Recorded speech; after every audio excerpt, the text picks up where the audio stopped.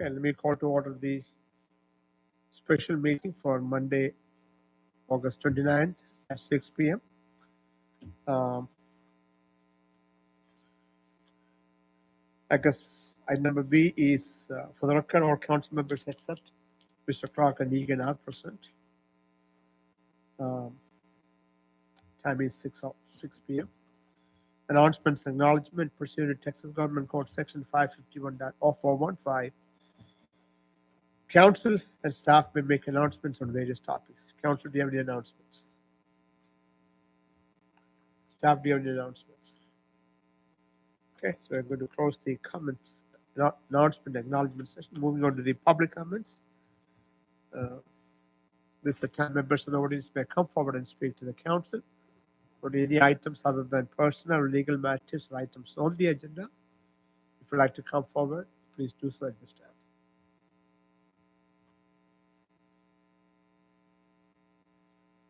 Now it is coming forward, so we're going to close the public comments. Moving on to the discussion and action item portion of the agenda. Item number 2, presentation related to the FY 2022-2023 proposed budget on all fronts. Mr. Manager. Thank you, Mayor. It's my pleasure to present the fiscal year 22-23 draft budget. And as I'm getting my clicker to work here, it's a little slow, so bear with me just one moment. Before we do go further, Mayor, I do want to just say some make some acknowledgments and say thank you to Mayor George and the council for all your efforts since July when we first started meeting on the long-term plan, and being very patient as we work through the budgeting process. Also want to thank all of the town staff for their efforts, and particularly also want to give a round of applause to our finance team who continue to work behind the scenes while I was away dealing with some family matters. And so really tonight's draft budget is the result of a lot of hard work from everyone in this room. And so I just want to say thank you to everybody for making that happen. So having said that, we'll get into the proposed budget. Rachel, are we good? Okay, we are good. Thank you. Mayor and Council, if you recall back in July, we talked about developing a 5-year plan going forward. So we're not just budgeting on a year-to-year basis, but you're seeing a long-term financial plan in place as you approve each annual budget. Tonight, in your budget binders and on the screen, you have the first page of your 5-year plan that shows a fiscal year proposed 22-23 budget and a fiscal year proposed 22-23 budget with supplementals. Staff is recommending a $12.3 million budget. That is about a 1.4% increase over our projected budget as we're expecting to end this current fiscal year. That does include a very large amount of money for the DeMaic roadway phase 1, close to $2.7 million, which we are proposing to transfer to the capital improvement fund at the close of this fiscal year. You also see in that 5-year plan, and I don't know that I can highlight, but it is in the bolded, in the 2 far right columns in the bold numbers there, that with this proposed supplemental expenditures, you will have a $480,000 balance. We mentioned at the last work session of using this fund balance expenditure to help fund phase 2 of the DeMaic roadway project in combination with $1.2 million in tax notes, which is a short-term debt, which is appropriate for asphalt roadway rehab projects. And the balance of the phase 2 DeMaic road projects will be funded by my recommendation, will be funded by general fund reserves. So moving forward, we won't spend a lot of time on the out years just because we've talked about the potential impact of maybe future exemptions as well as tax increment reinvestment zones. And certainly, I think we're all going to wait and see what happens with the economy over the next 3 to 6 to 9 months. And so I won't belabor the point in terms of our financial plan, because it is a plan and it will adjust each year and each month as we go along and as economic conditions demand. Generally speaking, the revenues are very strong this year, both in terms of property tax revenues as well as sales tax revenues. Sunnyvale is achieving record amounts of sales tax revenues that we've never achieved before. Property tax collections are very strong. We have seen the certified values increase by more than 12% for the proposed budget, which allows the town to be able to fund needed services and projects. In terms of the general fund proposed revenues, you see here the 42% is coming from property tax revenues, 35% of the 12.3 million is coming from sales tax revenues, and that is the lion's share of our funding of our budget. Again, sales tax revenues are stronger than they've ever been before. We'll see here on the next chart. This is the proposed revenue.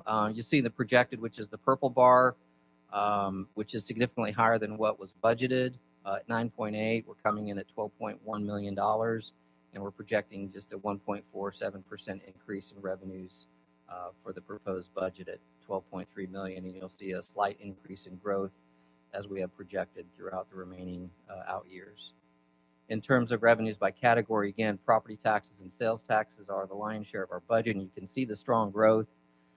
If you look at our current budget, which is kind of the fourth bar from the right, the green line, and then the projected is the purple line, and then right next to it is the proposed line, that green line. So you can really see over the last 3 years, sales tax and property tax revenues have increased significantly because values have increased, and sales tax revenues from the new commercial developments in the Long Creek area and in the Sunnyvale Center area just south of 80 and the Collins intersection have really generated a lot of new revenue that the town has not experienced before. All the other revenues, franchise fees, building permits, the transfers, everything else is fairly stable, and certainly not on the growth projection that our property tax and sales tax revenue is. Again, here's some sales tax receipts. You saw this back in our July planning meeting. If you look at the blue bar, those are our actual numbers here, the dark blue line, and you can see the significant increase in growth in sales tax beginning back in October, and compare that where just a few years ago we were looking at averaging a little over $225,000 per month, and now we're averaging well over $400,000 a month in sales tax growth.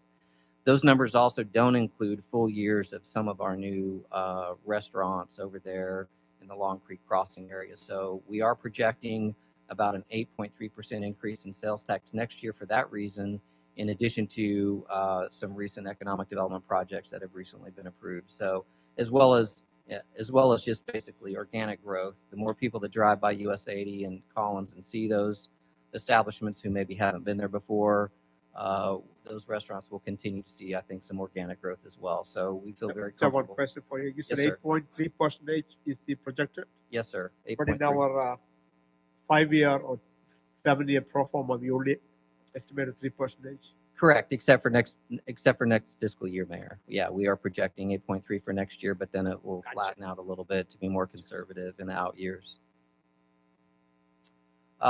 This is just another graph that shows a little bit about our sales tax revenue, and obviously you can see really in February, March, April of 21, the sales tax growth really took off with some of those new establishments in our community. So it just reiterates the point about very, very strong sales tax growth in our budget, which allows us, again, to fund some needed services and projects such as roadway and other things.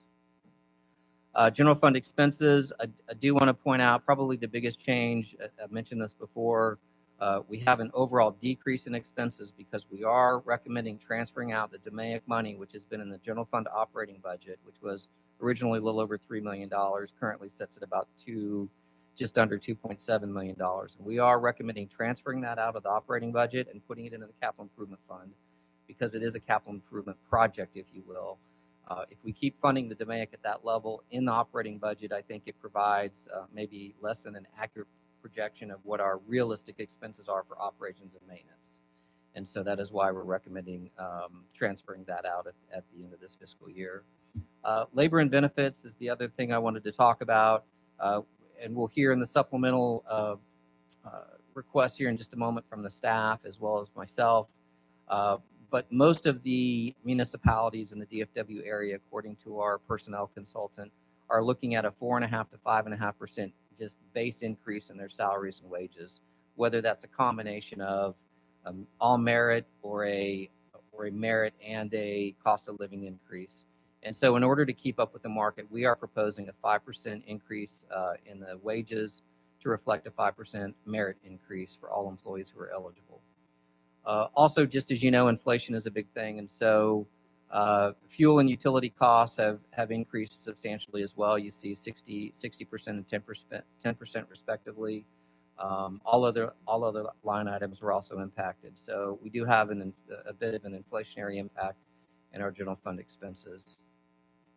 These are expenses by department, and it just shows that more than 50% of our budget is for public safety, police at 31%, and fire at 20%. Development services comes in third at 9%. Non-departmental is 8%. We have a wide variety of line items in non-departmental that really service a lot of the organization on an enterprise-wide basis. So those are your top four expense categories. Parks comes in after that at 7%. Again, here's the expenses, and I think just the thing to note here is the fiscal year 21-22 budgeted, which is the green bar, which is the third from the left, and then the blue bar projected. The reason why that increase is because of the DMAIC road money that was put in the operating budget. And so the operating budget for next fiscal year is being proposed at $10.59 million just for operations and maintenance. We are recommending that the excess revenues be used to fund the DMAIC Phase 2 project, which brings us back to a balanced budget. Here's the general fund expenses by category. Labor and benefits are always our largest expenditure item, but I will make a note that most municipalities have a labor and expense budget between 72 to 77% of their budget. The town of Sunnyvale is still, even with the proposed budget, below that percentage level quite substantially. So we're still a much smaller portion of our organization goes to labor and benefits. And we'll talk more about that a little bit later. The other item just to note is on the capital outlay. Those two large increases in the capital outlay bar, again, reflect the DMAIC project for Phase 1. Debt service, we talked about this in the work session recently about funding the Phase 2 of the DMAIC roadway project by the use of $1.2 million in tax notes. And if you look about 3/4 of the way down on the page, it is the last colored bullet point there of the CIP DMAIC Series 2022, $1.2 million in combination with the $480,000 cash reserve at the end of the fiscal year, which will help us fully fund Phase 2 of the DMAIC roadway projects. Otherwise, your total debt service payments $2.9 million, and you can also see that's broken out. We do have $400,000 and $37,600 from, I believe, the 4A fund that's still paying on. So the net actual debt payment is $2.4 million. Do we ask questions now or do we wait? I'm almost done here with a couple more slides, but if you want to go ahead and interject and ask questions, we can do that, Mayor. It's up to you. Remind me again, the $1.2 million, that's the tax note we plan to take. Yes, sir. That is the tax note that will be What's the supported. plan for that spending again? So Is that somewhere here? yeah, the $1.2 million will be applied to fund DMAIC Phase 2 in combination with cash reserves and the rest of the year in fund balance of the $400,000. And 1.2 will be fully allocated for the DMAIC. yes, sir. But That is the proposal. We need to add to that Correct. some fund balance and cash to Correct. make up that Phase 2. Yeah, we have about a $1 million shortfall, Mayor. So we'll do $1.2 million in debt and then $1 million in cash, Okay. and that will fully fund all the road projects in Phase 2. Gotcha. Yeah, You did tell me, but I forgot. Okay. Yes, sir. Sorry. Just in terms of tax rate, the proposed budget does offer the existing tax rate at the 45.3 cents. It is 10% below the voter approved rate. It is 5% above the no new revenue rate. So, so we are proposing a flat tax rate. Here's just a bar chart that shows our net aggregated debt payments based on the proposed budget and the $2.4 million debt payment. And again, here's our tax rate chart that just shows the historical tax rate. You see that it's been pretty flat since 2020, and we're proposing to maintain the existing tax rate. So Jeff, one more question on that. The 1.2 tax note, the 0.1461 INS is based on our plan to pay off in 2 years. Yes, we can pay the tax notes off really within 1, 2, or even 3 years. The projects have, we have 3 years to actually complete the projects, but we can pay them off next year, which is what we will likely propose to do. So the INS rate is calculated based on intent to pay? I know we have 5 years to pay. It is based on the debt payment schedule here of the $2.4 million, Mayor. Your 1461 tax rate will generate enough money to pay the $2.4 million in debt service, which includes the $1.2 million. So that's to pay off in 1 year. Yes, sir.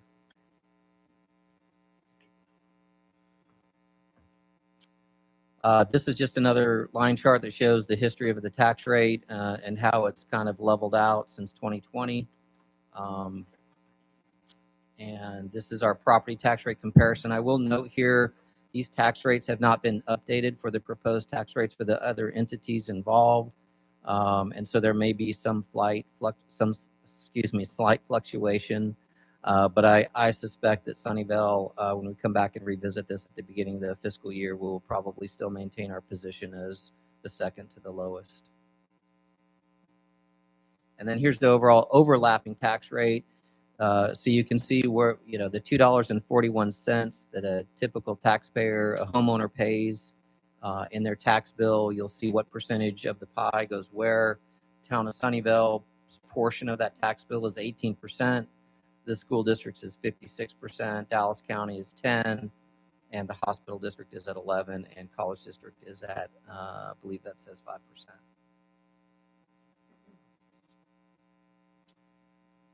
So that concludes our, Mayor and Council, that concludes our just very brief overview of the general fund budget. If we go back to the 5-year plan, at this point, I'd like to pull up another presentation and engage the rest of the staff because if you look at the far right column in our 5-year plan and our proposed budget for next fiscal year, you do see supplemental requests about midway down of totaling $1.27 million. And so staff is prepared tonight to walk through all of those supplemental requests with you. So if you'll just give it a moment, we'll change out our PowerPoint and start the presentation on our supplemental general fund requests. I think Jeff, Mr. Have any questions? Yes, sir. Quick question. You may cover this in a minute, but I want to talk about the money that we transferred out of 4A that went in. I think we put it in general fund, but we did it maybe a designation. Liz, you remember what that is? That number just captured in the fund balance? I'll see it in a minute. Yeah. Okay, I'll just wait. Yeah, Thank you. the $1.8 million, yes. So yeah, 4A fund does have, yes, 2 different line items, $500,000 earmarked for roads and 1.3 some million for economic incentives. But I don't know that those are explicitly restricted to those uses. I'll have to rely on finance. Well, I think we just had an agreement as a council that we were going to hold those funds for incentives, right? I think that's what we agreed on. So I don't know how it shows up in the budget.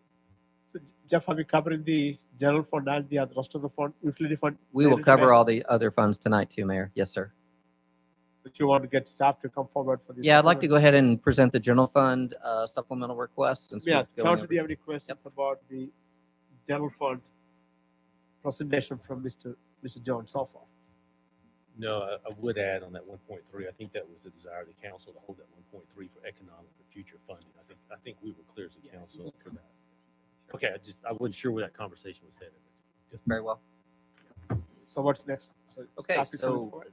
now we'll start our presentation of the supplemental requests, and I'll probably kick off the first 4 or 5 items, and then we have other directors here tonight who will present their items as well. So feel free to have questions and answers at the end of each supplemental request if you'd like.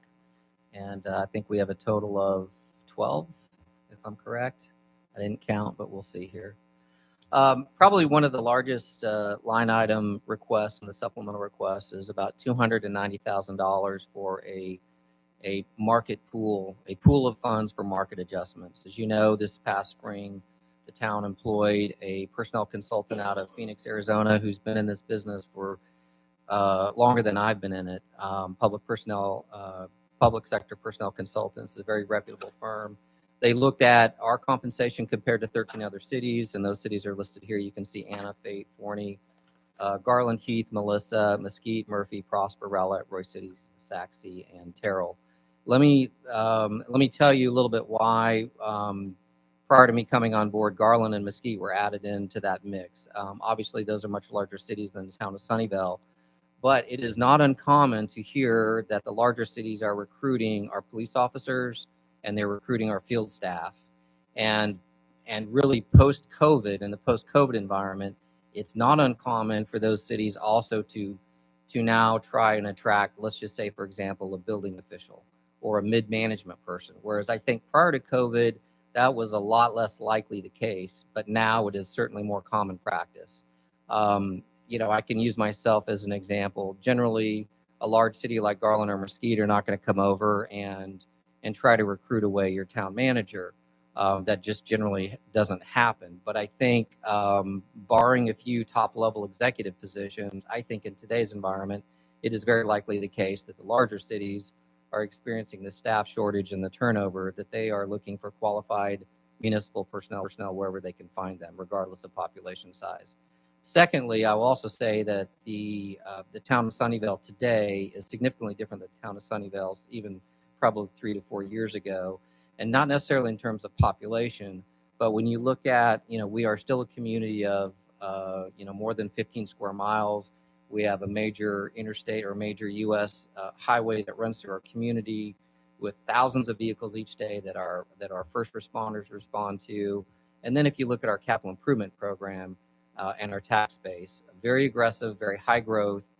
There's a very large workload here, and so today's Sunnyvale, as I would argue, is as complex as many other municipalities are in this day and age. So that also means that our staff members are getting experience that finds them, marketable to other communities as well. So that is why the two large cities are included. Obviously, in some position comparisons, we've taken those two cities out. And I think the rest of the group of the other 11 cities are very appropriate for comparison purposes. So just at a high level, there were several results, but I just wanted to point out a few of them. And that is that on average, our compensation system was below the peer cities by 13.27%. That's an average across all positions. So it varies by position. In one position, we could be 40% below the market. In another position, we could be 2% below the market. But on average, we are about 13% below our competitors. Forney's compensation is on average 27% higher than the town of Sunnyvale's. Also, and this has been addressed already, thank you to the mayor and council for your support, peer cities pay an average of $1,000 or more per month towards family health insurance benefits. That has been addressed in the proposed budget. We now provide a 50% subsidy to the family premiums, which coverage. And then lastly, all of our peer cities except for Sunnyvale participate in the TMRS program at the 714 match level. And we'll get into that later in another supplemental. So I'm asking for $290,000 or just shy thereof for a pool of funds to add on to the 5% merit increase that we can adjust on a position by position basis, make some salary adjustments to certain positions to try to be more competitive in the marketplace. And for example, you can see there down at the bottom, I would propose that the firefighter, EMT, and firefighter paramedic positions receive a 5% market adjustment in addition to their 5% merit. Secondly, I would propose that the police step plan increase by 6% on top of the 5% merit. Our starting salary for police officers, and this is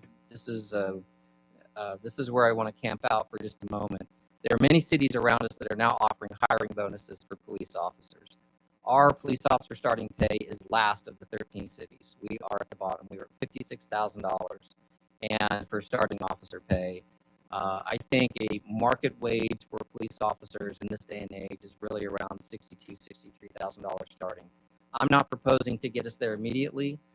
My approach is actually, I think, let's take a multi-year approach at trying to address our competitiveness in the market.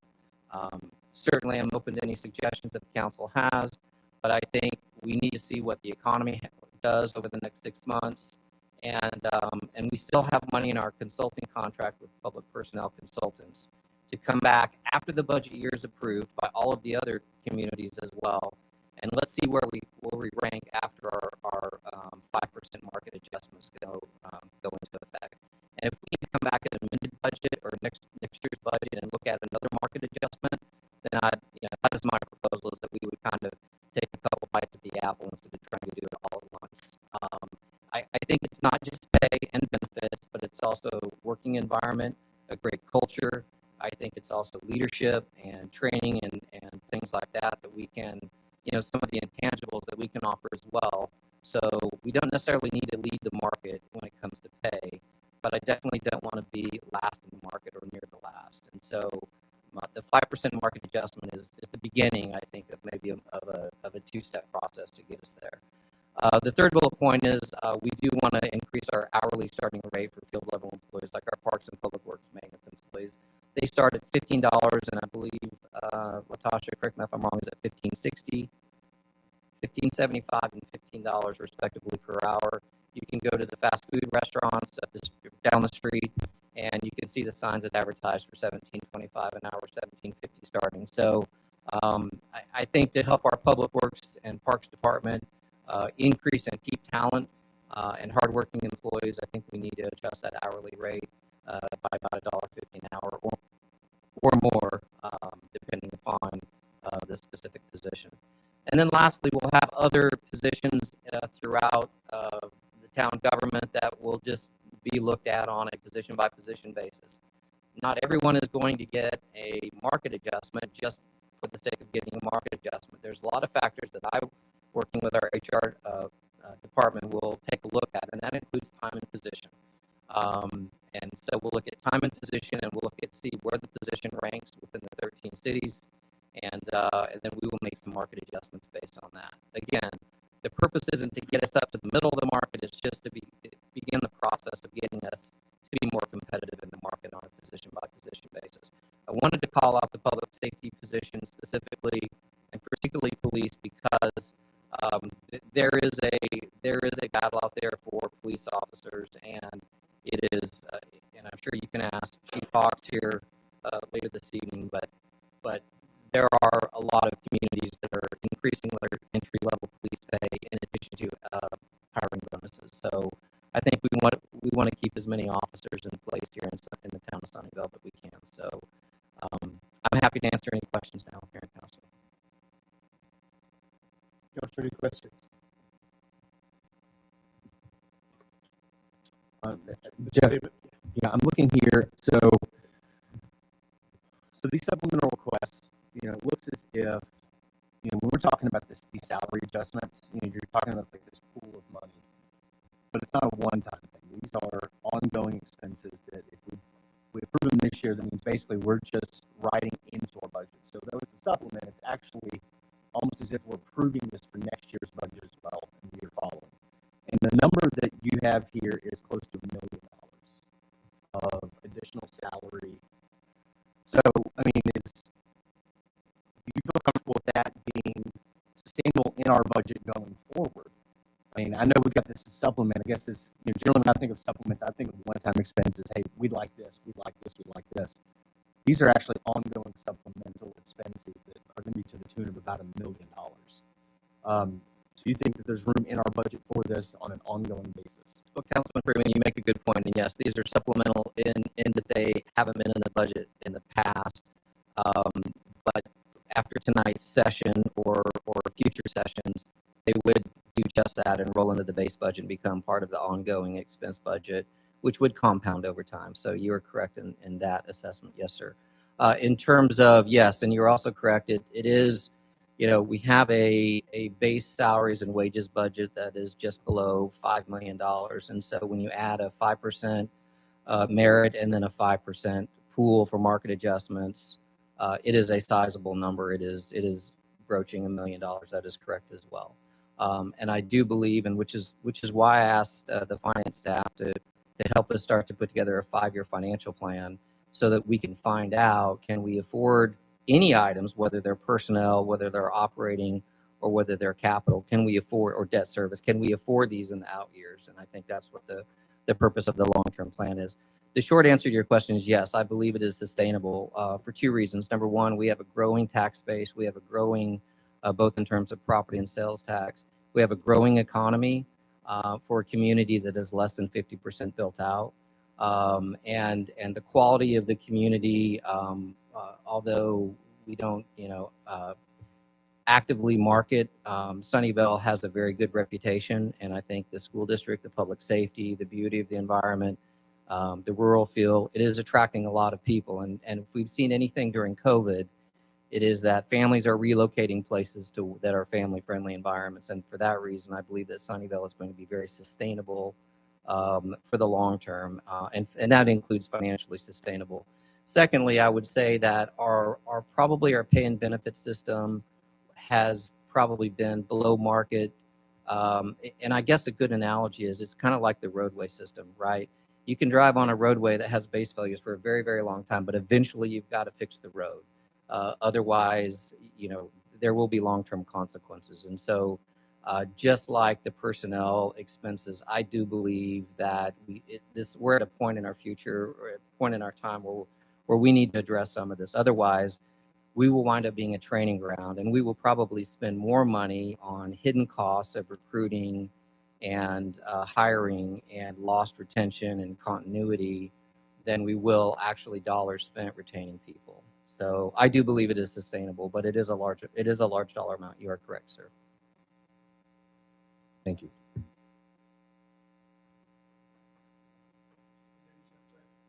Any additional question for Mr. Jones?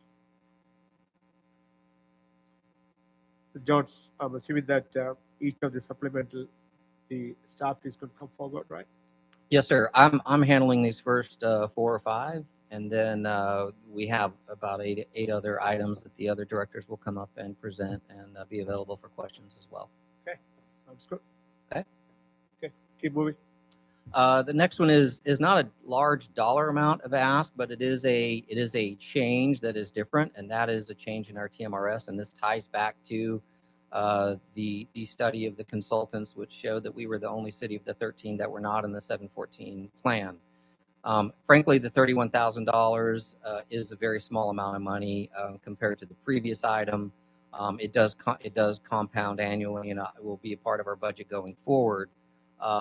But from and I hate to even say it as a marketing perspective, oftentimes when we're competing with other communities, the first thing that sticks out to applicants is there's 612 and everyone else in DFW, generally speaking, is 714. And I think from a recruiting perspective, it definitely, I think, makes a difference. Why is the cost only $31,000? Well, it's because I'm proposing that we decrease our cost of living increase for retirees from 70% of the CPI to 50% of the CPI. There's 4 CPIs, or there's 4 programs in TMRS. You can not fund a cost of living increase at all, 0%. You can do a 30% cost of living for retirees, a 70% or 50% and a 70%. Those are the 4 programs. So every January, a TMRS retiree will have their check adjusted by that percentage of the CPI. So right now we're under the 70% CPI. So if CPI is, say, 3%, then January 1, a retiree would get 2.1% added to their retirement check, right?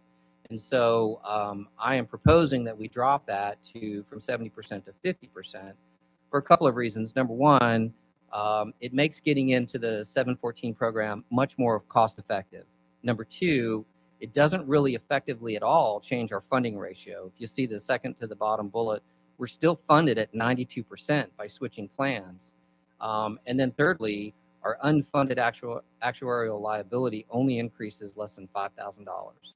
to switch from 612 to 714, just because we changed that CPI, that cost of living increase from 70% to 50% to 12.61%. So it's a 0.61% increase, which is why it's just $31,000 impact to the general fund.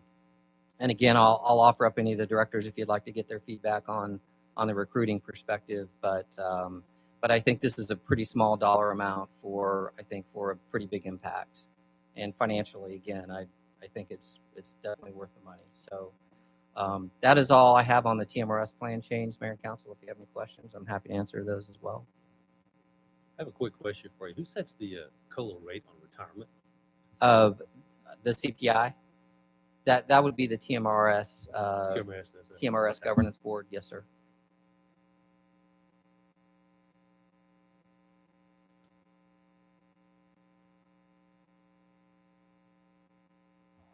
Okay, Ms. Finch? Just one question, Jeff, and this is more operationally. So employees that have been under 612, they just convert to 714 if we adopt this, right? So there's no catch-up provision, or is there? Is that what that 31,000 is for? I wasn't clear on that. The 31,000 is our contribution going from Oh, okay. contributing 12% to the I got you. 12.61 for all general fund employees. Okay. Yeah, it's that extra 0.61%. I got you. Yeah. And then each one of the other funds, as you'll see later, will have also a TMRS change supplemental, which shows the dollar impact of that particular fund, which the general fund is the largest. So this is the biggest. This is the biggest chunk of money. I will say it's never been presented to us this way, and so I appreciate you present it this way, because I think we've just heard percentages and haven't really been presented with what's the real impact. And so once we see it, I'm like, okay, Yeah. it's a different picture. Thank you. Councilman Finch, I'll be honest. There's probably a lot of municipal employees that don't understand all the different cost of living increases. Honestly, I mean, it's somewhat complicated. The reason why I thought this was appropriate, we're also, and I forgot to mention this, we're also in Social Security. So when an employee retires from the town of Sunnyvale, they qualify for Social Security as well as TMRS. So in my opinion, I don't know that we necessarily need to fund the full 70% CPI. It's not a big difference to the employee's paycheck, but it compounds and it's a big impact to the budget.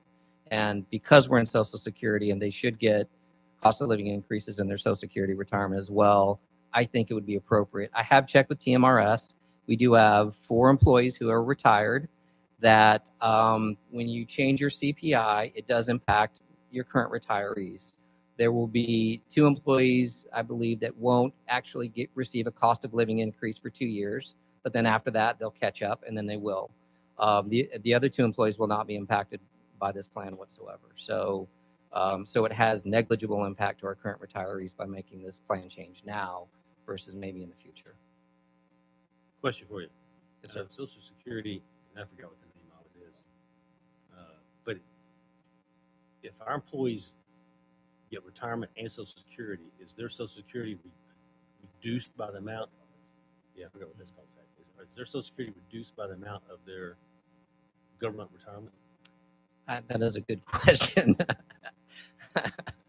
One I should probably know, but not being a personal financial planner, it really, I think it depends on obviously what their retirement income is through TMRS. And I will tell you this, that in order to really retire at a reasonable amount, an employee has to be in the system over 20 years before they actually start seeing any benefits. And if I were to show you, and I apologize, I don't have this, but I went to a TMRS seminar at one point, and if you looked at the line of a retiree, potential retiree, the return for the first 20 years is almost nothing. And then it starts to go up incrementally at year 20 and then year 25. And when you get past year 25, between 25 and 30, it is a very sharp incline in terms of your return. And so it just depends on when the employee retires. You can retire at 20 years and not make very much of a retirement income. You can't retire probably at 20 years. So I guess it just depends. And I didn't mean to sidetrack. I just didn't know teachers are. Yeah, Mr. Allen, I'm not Sure. a financial planner either, but I'm going to make a comparison here. TMRS is like a 401k, right? Retirement plan. We can, those who are 401k, we don't have a TMRS. you can withdraw your 401k. There's what's the required minimum deduction by R&D, right? At 70 years old, or a pre-tax rate withdrawal, right? Certain things. I don't think that number is impacting your Social Security. If you look at your financial planning, you can get your full Social Security plus you can take money from your 401k without reducing your. Yeah, 401k you can, but retirement pensions are sometimes penalized in Congress and Senate. Oh. They've been working on changing that for years. I didn't mean to sidetrack. I was just No, I see. they I can see. get really. I thought this teachers was- get penalized big time in the state of I Texas. see. I thought this was like. You can retire at different stages in your career. You can retire at 5 years of service if you're 60. And so there may be people who retire that receive very little money from TMRS at all because they've only spent 5 years in the system. It's just a supplemental retirement. There are in rare exceptions, some employees who work 35 and 40 years and probably retire at full salary. And then there's the gamut of everybody below there. But I think it's very rare to find anybody who could retire at full salary in TMRS. I mean, you have to spend a significant amount of time of your career in that system. Additional questions on this topic? Okay, we are ready for staff. Okay, I think I've got Add one more? 2 or 3 more, Mayor. Sorry. There is another one-time request of $35,000 to conduct a citizen survey. This is going to be, I would propose, a very important part of the council's strategic planning process and to collect community feedback. Also, many of the companies that do this for a living also do it for other communities. And so you're able to benchmark yourselves in terms of customer satisfaction, overall performance ratings with your peer group, just like we did with the salary survey. And I know that the town did conduct a survey back in 2018. It was more of a convenient sample. And so this really allows you to conduct a survey that is statistically valid, that really represents, most of your community. And generally the statistics are there's a 3 to 5% margin of error, but generally speaking, about 95% of the results are attributable to the population in general. So that's what the $35,000 cost estimate is for, and that's one of the supplemental requests that I would like to ask for as an important part of our strategic planning process and our community engagement, community and feedback process as well. So happy to answer any questions on this one. My partner to the left said not to say anything, but I'm not a big fan of government surveys. Yeah. I'm just curious, how many people do you expect to get back on it? For a town of our size, I don't know, but What did we get last time? Yeah, we got higher than we typically. 120.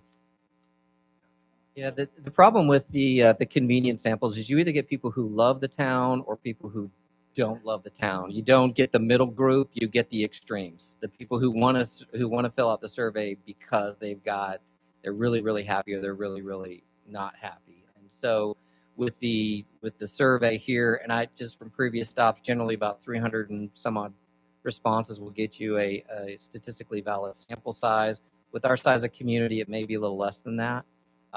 But that's what most of these organizations have PhD statisticians that oversee the whole survey methodology to make sure that the results you get are statistically valid, and you can use those to make policy decisions and know that you're getting a true engagement, a true reflection of your community's attitudes and perceptions of the town. Mr. Freeman? Don't we get that for free on Facebook? As I said, you can get the folks who really like you, who really don't like you. Yes. Yeah, Mr. Allen, it's surveys, and if you don't do it, then we are not asking people's opinion, right?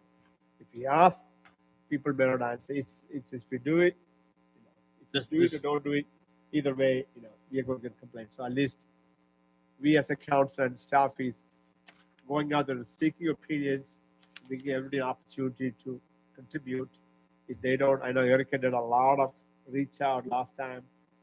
We got some good feedback. So people cannot say, nobody asked for opinion. We got your opinion. I'm not opposing. I just oppose the survey. I respect It's okay. Surveys are always tricky. I've wasted 5 minutes of our life tonight. I apologize. No, it's all well spent. Go ahead. Okay, well, moving on then. All right, to the next item. This is an employee relations initiative. It's a small amount of money, but it does include 2 different subcategories. One is for quarterly employee appreciation events. I believe this was actually submitted by the mayor back in the spring for either quarterly breakfast or luncheons. And it does include, I believe, about $7,800 for an employee satisfaction, employee engagement survey. And so that will help help me as a town manager to figure out where we are and start assessing our culture of where we're at today and where we need to be in the future. I'm a big believer in employee engagement. I think the more actively employees are engaged, the better customer service they're going to provide. And so this particular line item would help us assess where we're at, and in addition to funding some employee appreciation events that maybe we haven't done in the past.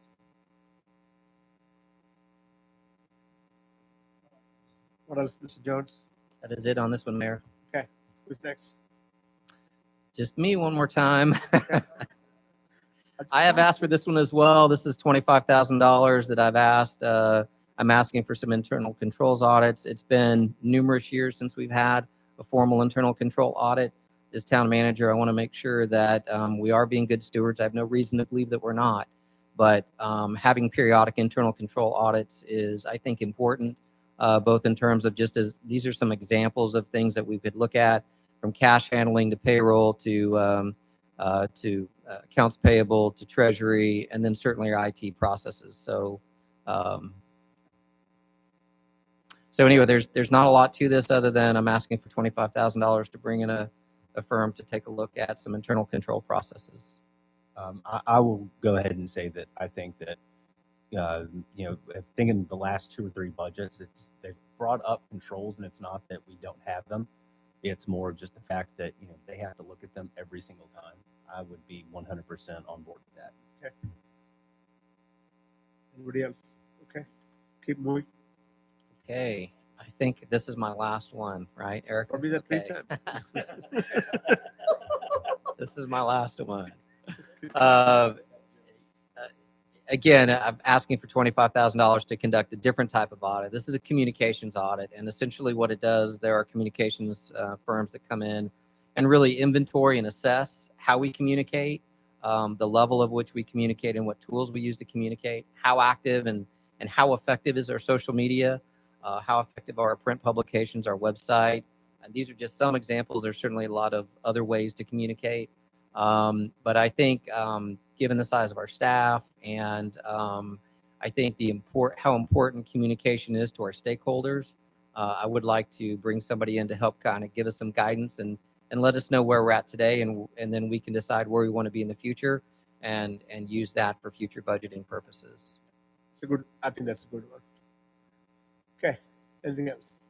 That's all I have. Anything else? Okay. Who's next? Oh, Erika? No. Who's next? okay. Okay. Go for it. Good evening, Mayor and Council. Staff is requesting $50,000 for a complete redesign of the Town of Sunnyvale's website, and that's going to be townofsunnyvale.org, which here's a picture of our current website, and I'm sure you all are familiar with that. The purpose of this redesign is to increase the accessibility of the website and to keep up with the current website industry standards. Our website host recommends that we redesign our website every 4 years, and the last redesign was performed in 2018. So we're at that 4-year mark. So 75 or 50,000? Oh, 50. Okay. Next one, I have a 25,000 counterpart for EDC? that. The EDC website, we're requesting 25,000 to partner with 4B to redesign the EDC's website. So question is again, why is that coming from the general fund instead of 4B? Mayor and Burton can step in here, but 4B has dedicated some money, and I've just recommended that we supplement that, but we can certainly look at changing the funding mix.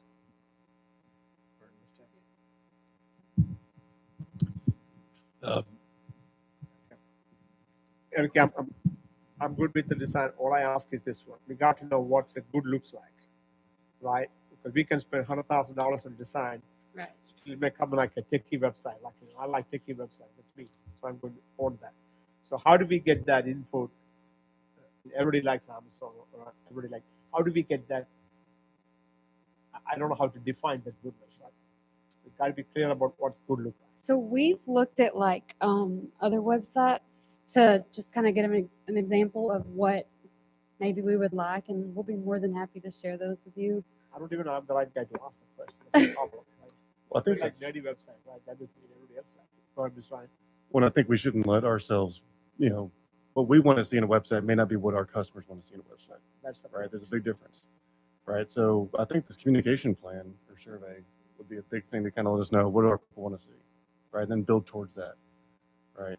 There's also a lot of search engine optimization we can do. There's heuristics, analytics. So you go to Google and pay them; they'll tell you when people search for Sunnyvale, Texas, these are the words that follow after it. Can Right? That can tell us where to go. Can I sign you up to help out a little bit? I regret pushing this button. No, seriously. If you ask me, I'm the wrong guy to help. I don't mind helping. I'm the wrong guy to ask. That's my question. Okay. Mr. Did you have a question, sir? Yeah. So there may be, if there are websites in town you're like, maybe get some of those folks. I'm not trying to make it a big community event, but I'm just trying to get two or three inputs, right? Maybe just a perspective. Well, and that's what I was going to say. We can ask for the community's perspective, and I will say that with Civic Design or with Civic Plus in 2018, they would send it to us for approval. So we could always, I don't want to say have a committee, but choose a couple of y'all to send it to help pick that design or to help pick what's engine that we use to run it. Yeah, Mr. Eldridge for sure. Happy to help too. Okay, there you go. Two people, free labor. Okay, thanks. And then Okay. I have one more just point on the EDC website. So the 25,000 for that we're requesting is in addition to the 8,500 that 4B recently allocated for the EDC's website. And you can see right here, this picture right here is a placeholder, but this is the new site compared to the one that's live right now for the public. Perspective, right? So a and then- business, it's a community. Any changes that would be made would just enhance what they've already done with their 8,500, and it would add elements that are not included already. And then the last full redesign of the EDC's website was approximately 2012. Can the EDC afford 25,000, or you want town to pay for that? Can Yes or no? Can they afford it? I don't know if I know that's the question. I took several proposals to them that included copywriting and various things. This was the dollar amount that they approved in the last budget cycle. 8,500. And we did have the funds. This would come from promotional services. So Council, are you okay to give you that out of the general fund? Okay, stay with general fund then. All right, I want to go back to Mr. this Freeman? this town website redesign. I mean, the company that is going to benefit from it is the one that's saying that we should do it. Like we should do this every 4 years. Are we getting feedback from people in town saying, "Hey, this is terrible. This doesn't work," or is it just, "Hey, it's hit that 4-year period," and they're suggesting that we take another look at it? I mean, that's kind of I go on the town website sparingly. When I go there, I'm able to find what I'm looking for. I personally don't have an issue with it, but are we getting that from residents? Yes. We do. Yes. Okay, because Yes. I As a don't- resident, I support it. I mean, we have gotten complaints. I will say that since Jeff's been here, he's had all staff go to their pages and clean those up, and we've done a broken link assessment, and we've fixed all of those. So it's calmed down a little bit, but he is correct. We have received complaints. All right, excellent. Keeping of information is also important, right? We got some old information in this. Okay, anything else, Erica? Yes, sir. Who's next? Rachel? Mayor and council, the next project is a scanning project, and this would be to scan hard copy records into electronic versions to limit storage, paper storage at Town Hall and at the record storage area behind the PD. This would also help secure personal information. It would limit access to restricted documents, and it would also allow documents to be stored in accordance with the law. So as of right now, Town Hall has exhausted all the space that could be utilized to store documents, file cabinets, etc. This would also allow town staff, as we're growing in town hall, it doesn't provide enough office space currently to even cover the employees that we have now. So any space that we would gain could be utilized for employees. The two questions. Number one, will this allow you to be completely free of paper on the floor? So that is the goal, is to eventually get to where we are completely free of paper. It's going to be, $100,000 will get you there. the $100,000 will get all of the documents and the pictures that you're going to see on the next few slides I scanned mean, you in. can show me And the then we pictures, but are- just want to know whether what's lying on the floor over there, would that be all cleaned up? That would all be gone. Would that also allow you to keep up, or that's separate money? Or this is a one-time cost? It's a one-time cost to scan them all. We generate paperwork, right? So- I don't know if we print them anymore or we don't. I don't know the answer for that.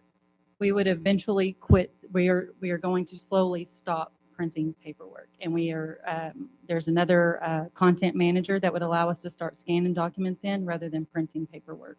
So do we To have budget reduce. for that content manager? I think we're still in talks about that, and that'll be something that may Even come after back to you. 100,000, there may be more money needed to scan. Mayor, the software cost related to that is minimal on the content management. Believe And you. so when I saw this, I mean, these are court records and these are utility billing records that are out in the open. And these are a top priority from a privacy standpoint that need to be secured, if not in a separate filing cabinet, lock cabinet situation, or scanned, one or the other. I'm good with it. The only other question, we don't have an IT manager anymore. Do we have assurance that once scanned, that'll be retained with the, This is all of our permanent records. These are records that you cannot ever get rid of sitting in this facility. And then again, of course, I mean, he said, he told me to stop talking. He told me to talk. we are about to ask, hey, can we keep those papers? All right, what's next? All right, GIS support, would that be? Yeah, good Mr. evening. Jenkins? I'll take this one for development services. We have one request in the amount of $50,000 for GIS support. Basically, the reason for this is our current GIS mapping is several years out of date, both in terms of zoning and in terms of our utility mapping. The reasons for this request would include, number one, of course, getting our zoning maps up to date that are currently available on the town's website, or get them on the town's website. Secondly, getting our utility mapping updated. As I mentioned, the last time we really updated was 2018, so we have basically 4 years worth of both private and public development that's not reflected on our locator mapping. So we would get that all updated. We've already compiled all the copies of the various record drawings from the developments that have taken place during that time frame, just getting them into the system. And then also, we have noted over time there have been a few little edits and corrections that need to be made to the existing mapping as well. Did we do something similar to that last year? That started the process last year. This would bring it to a conclusion. As I say, this is something that Charles had originally started, and Philip and I have taken that effort over, and we're working together on that. Council, good with it? Yeah, I have no problems. I do have a question, Mayor. Is there a process where we can have continual updates to GIS, either through Google Maps, or there's a ton of services that do that stuff continually? I'm happy to look into that. I'm not aware of anything through Google Maps. It's kind of been my experience. That's always been done sort of in-house, for lack of a better word. Again, I don't want to say that it's not possible. It's just not something I'm familiar with, but I'm certainly happy to look into that and report Yeah, back. please, if you don't mind. Sure. Second Sure, week. we can certainly I do can that. tell you from the aviation perspective, we approve all of those things 24/7, that there's someone mapping our area around here, real estate, whatever. I just was curious if there's a way to plug into that stuff without having to. I'm sure there's a fee. I just didn't know if we had to do it every 4 or 5 years. Well, we'll certainly be happy to look into it for you. sir. Thanks. Anything else, Lyle, on this one? I guess the only other thing I would mention to y'all is right now, we don't have this information online to speak of, but this would include working toward getting it online, where folks can just log in and get the information, the schematic locators, automatically as they need to. So when it's a working two ways, that means that's additional cost coming up? The 50,000 is part of that. Yes, sir. There would not be any additional funding at this time. So 50,000 will get you what you need, where we need to be. Yes, sir, that's correct. Council, any questions? Okay, thanks, Lyle. Who's next?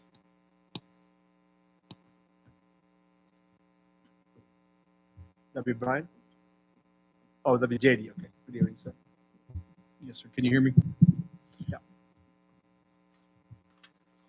Okay. The first full-time parks maintenance technician, the addition of a fifth field maintenance technician would allow for the parks crew to spend more time focused on the beautification and maintenance of our town parks, trails, and facilities. It would also allow for additional focus on individual park projects and enhancement of our current athletic areas and playing surfaces. Maintenance of rails to trails, project corridor, roadside trash collection would also be more frequent. The cost of this additional position would be $50,206. Quick question for you. How do we do that now? Overtime? Sir? Yes, sir. Well, for the past year, we've been short from our normal number of 4 techs and 1 supervisor to 2. 1 supervisor and 1 tech, and it's been back and forth. So we've used overtime this year to make up the difference. So this will allow you to reduce some overtime. Correct. Yes, sir. Any comments? Question, I know there's a lot of contract services out there. We looked at that. Yes, sir. That's coming in the next slide. So this would not apply to the contract No, services. sir. though. We still need employee versus, I guess my question is, Yes, instead of adding FTE, is there a contract service? And I'll let you answer. Right, sir. Yes, sir. Why don't we just proceed all 3 together? You have 25,000 coming in for the, and 50,000, right? Yes, sir. Okay. We'll go all 3? And we have the 25,000 for the shade structures at the playing facilities at Vineyard and Jobson. There are no shades over the bleacher areas.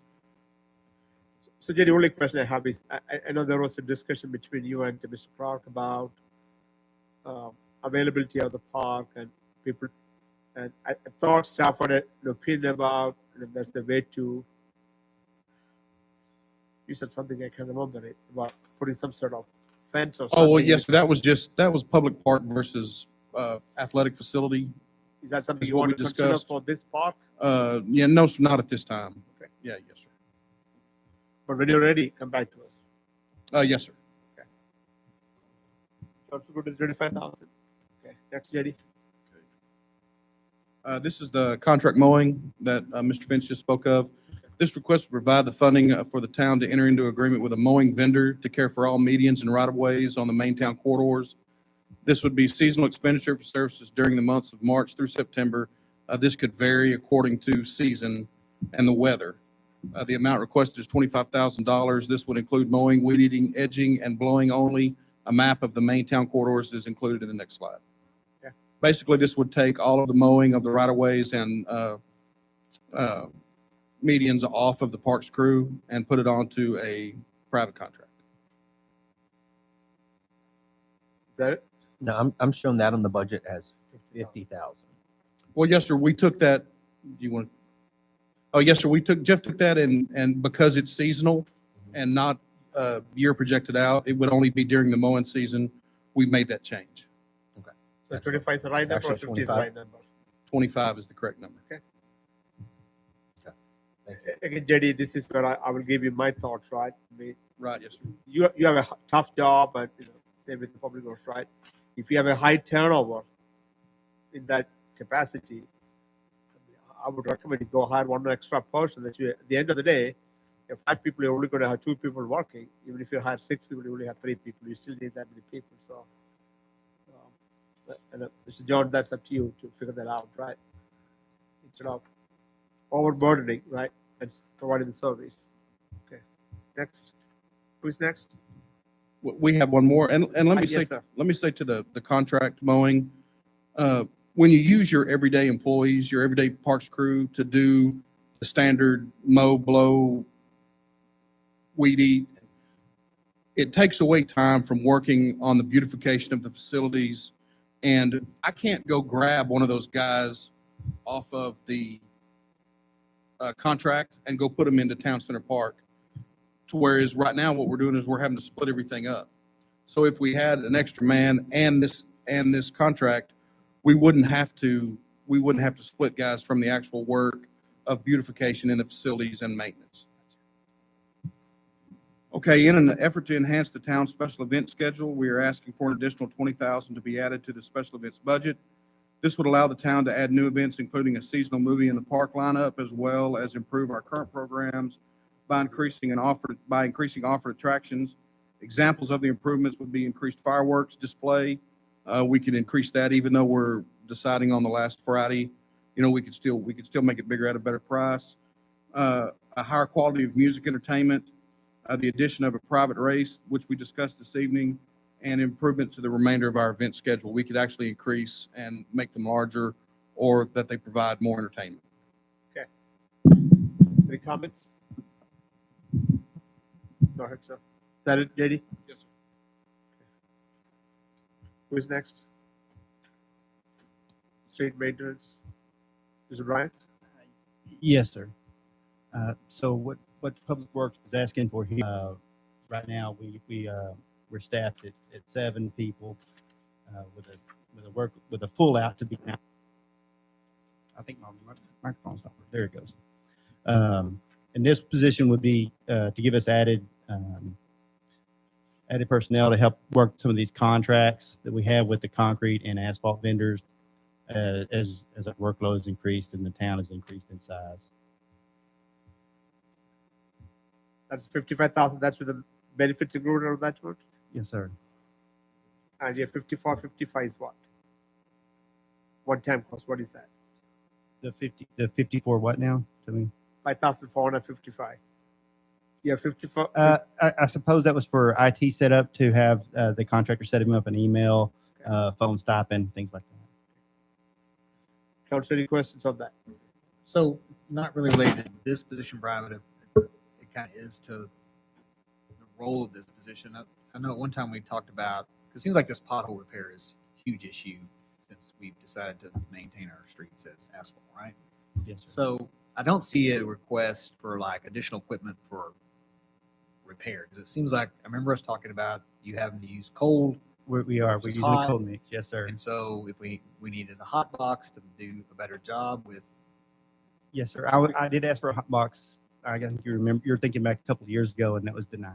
I know, but I guess I'm saying is I remember that being struck. I remember us having the conversation. Yes, sir. But I'm wondering if to be truly successful in what we're trying to do, Do we need one? Is what I'm asking.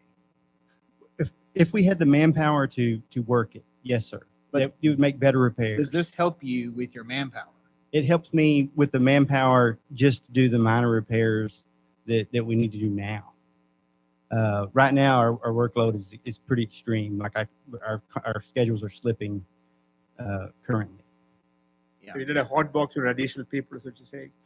Yes, sir. So I'm asking for the additional person right now to be able to facilitate just doing the street contract. So we're doing any beyond pothole repair right now. We contract out with an outside vendor, and certainly with concrete, we contract out with an outside vendor. But somebody has to administer those purchases and work those quotes, because due to policy, we have to seek 3 quotes, sometimes as many as 5, depending on using historically underutilized businesses. It takes a few weeks to get those in. Then we put those together, and then we run them through finance. Well, somebody has to facilitate those contracts that we sign, even though they're small. We're stuck in our own red tape. We always are stuck in our own red tape, yes, sir.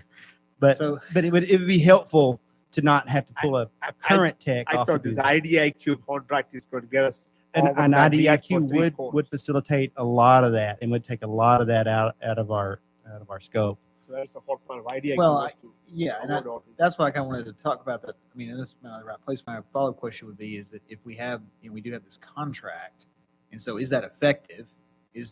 Are we seeing effective use of that? Because we see potholes all around, especially after big rain. You're going to see if I don't maintain it, it gets worse, right? And Yes, so it's sir. a constant problem. And so I'm just trying to figure out how can we be more successful? And maybe it's a process improvement, Jeff. Maybe that's what you're looking at. And again, I'm not looking for answers. I'm just trying to open the door to say, if there's something you need, now's the time. And we're looking at it. Yes, sir.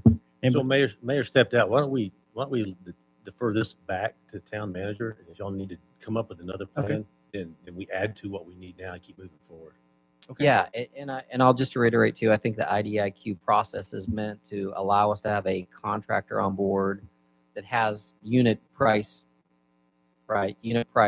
contract available, so we can dispatch that contractor to work on jobs anywhere, particularly in town, that just pop up. Because one of the things, as I've mentioned to the mayor previously, when you have an extended periods of your roads being in the condition they're in, and then you have an extended drought, and then you have 12 inches of rain, you're going to see fairly quickly significant deterioration of the roadways in weeks and months ahead. And we won't be able to throw enough money and enough staff and enough contractors fast enough to get it all fixed. So there's absolutely an urgent need, no doubt about that. And it's just a matter of how we can go about addressing it.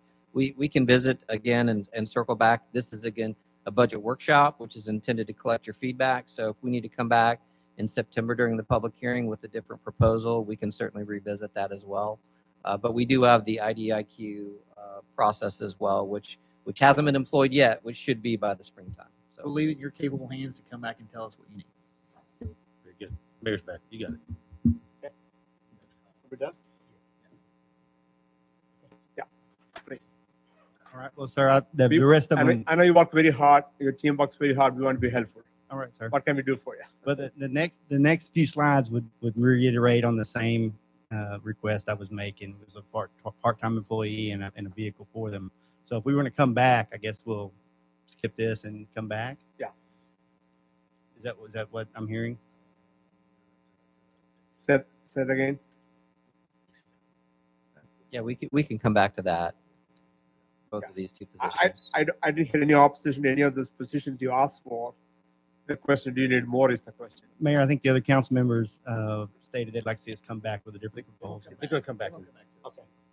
So only thing I have to ask you is, we have plenty of road breakage, right? Line break, right? And you guys work Sunday mornings and midnights. Yes, sir. The question, how do you predict some of these failures? What can we do in terms of predictive maintenance type of things? Yes, sir. You want to talk about that in the utility fund We can do that. budget? Okay. Okay.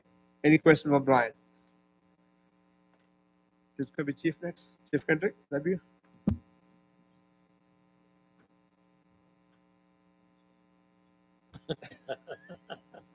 Was asleep. Good evening, Mayor, Council. One thing I do want to say after the city town manager's intro to the budget is, my guys, hearing it from the trenches, do really appreciate y'all's input on the insurance proposals and the completion of that, because they got happy faces. So we certainly really appreciate that as well. Okay. Okay, the 3 firefighters is one that is really something that we put in for a safer grant. We have yet, as of even today, we don't have any input yet of whether we're getting 3 firefighter or our firefighters through the safer grant. What we're looking at is 3 firefighters for the budget. Simply the fact is that our call volume, I know you hear that all the time, our call volume is really jumping up, but the concern that we have in the fire department is that we're making a lot of overlapping calls. We're getting calls at the same time. What we're also seeing is our medical calls. Sometimes we even ask for Mesquite to come in, and Mesquite doesn't. They can't respond because they're getting taxed with their resources as well. So there has been times where we've actually had some calls on hold with the ambulance because nobody's responding. We can't respond. We call for, sometimes even private ambulances. So just to kind of put it in perspective is that we've had 535 calls as of this year. Our overlapping calls, as I said, sometimes we get toned out for another call right after we get for the first one. So Chief, the question is, right, I think we understand, right? So the question to you, sir, so you want this from mid-year effective because you apply for the safer grant. Safe grant, right? Okay. Yes, sir. Did we approve, how many positions did we approve last year? 3. So this is going to be 3 plus 3 now? Yeah, what my focus is trying to get additional people to actually man our second ambulance, Okay. because that's where our need is. do you think you need additional next year, or this will satisfy you for a foreseeable future?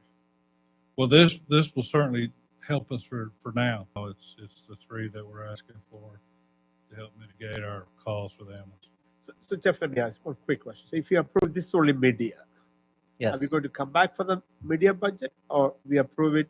But we're just approving what we're recommending is funding, partial year funding of Oh, these I three see, half the year. positions. So Gotcha. for a couple of reasons. Number one, we do have a safer grant pending, which we may receive approval, which is 100% coverage for 3 years.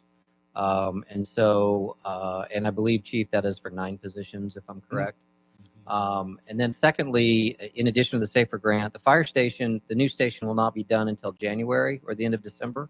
So, you know, I had reached out to the chief and got his input on doing a mid-year move-in instead of hiring the positions while we're still under construction and the station isn't done. Gotcha. And I think he felt like it made sense, I think. And so, so obviously this is just going to be 50% funding for this year, full funding next year. Mr. Faber, you have a comment? Yeah, I just want to make sure that I'm 100% sure as to what we're talking about here. When we were talking about the safer grant last year, we said that because we only had 4 people, right, you had to fill out with those 3 paramedics. Is what you're proposing above and beyond those 3 paramedics? Is this to get us to 6 as opposed to the 5? Yes. Okay, thank you. 6 on shift. Council, any comments or questions? Are we good with this one? Just one question, were we out of the volunteer part-time from other people filling in positions? We have a part-time firefighter that's probably not going to be adequate enough as far as his call volume. He works full-time at another fire station, so they've gone to different hours. Two part-time fire inspectors. Yeah, 20 minutes time is not, you know that, that's not acceptable. Okay. Chief, anything else you want to add? I think we are good with that. I'm fine. Y'all fine. That's what I'm here for. Okay. Thanks, sir. Thanks for all you do. The certification pay and the assignment pay for the career firefighters, it's an opportunity for them to gain since they all start out as master firefighter, they go to basic firefighter, to master firefighter and then advance. We're just looking at some extra pay for them to accomplish those feats. Okay. The assignment pay that you see there is something that really an operational thing would certainly be able to benefit us because the driver, operator, inspector, and instructor are some classes that they could take, and we could certainly have that extra pay for them because the inspector, as I mentioned just briefly a while ago, that we have 2 part-time fire inspectors. If I can have the guys go and get other classes for inspector, then we can have our engine crews actually do. Chief, you're good. We are good with that. Also good with it? Okay. Okay. That'll be Mr. Hawks, Chief Hawks, I should say. Evening, Mayor and Council. Only got a few short ones. First one is a second civilian. You know, we're going into our 4th year of operations as a police department, and we've got 1 civilian employee for the whole department, and basically she's doing about a job of 3 different positions, and it's just got too much for her. And if she takes off, it basically shuts 3 or 4 functions of the police department down so she can have a day off. So we're asking for a civilian, basically for a front desk person.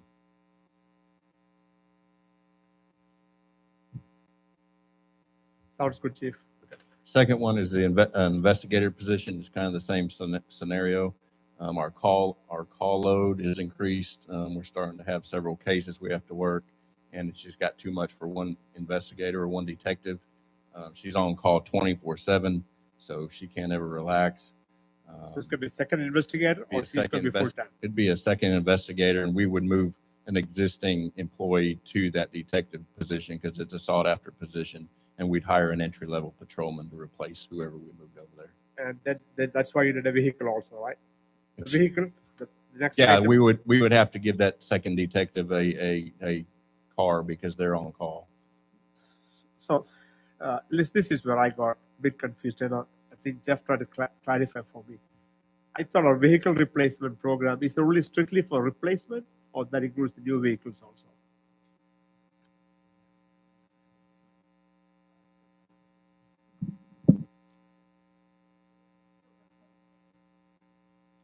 So replacement and new vehicle. So do we need to allocate 67,900 for a new vehicle, or we have funds in the vehicle replacement plan we can use without taking the 67,900? The current vehicle replacement plan is just to fund current vehicles. Okay. So when you bring on a new vehicle, then you're going to see the outlay of the initial cost. Okay. And then going forward, it would be included in the replacement money so that when it comes up for replacement, then you can utilize those Gotcha. vehicle replacement funds. So with this 67,900, that's the one-time cost for the new vehicle.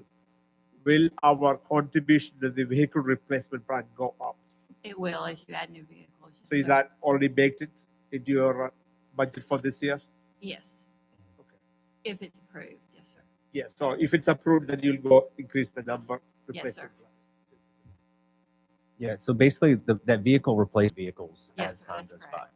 That's correct. Okay, Chief, anything else, sir? No, sir. Council, any other questions for any of the supplemental items? Council, with your permission, I'll list one of the council members that break off. So let's take 10 minutes break, catch break, use the restroom and all of them. So the time is 7:25. We will reconvene at 7:35. Mr. Vince, you want to come forward and say hi to people? Hey, Ronnie, if you don't mind, wait for a second. That be okay? Brenda, that be okay if you come and talk to us?